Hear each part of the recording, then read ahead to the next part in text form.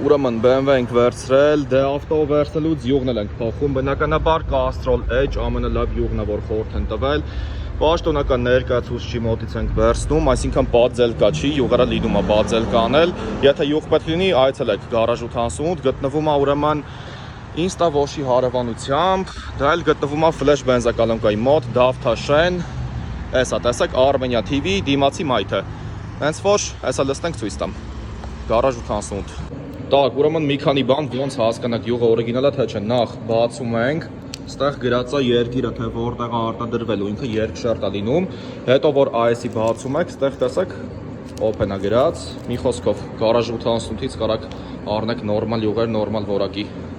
Ահա, տեսեք օրիգինալ նորմալ յուղ ենք լցնում, հեն էլ BMW-ի մեջ չի կարելի ուրիշ բան անել։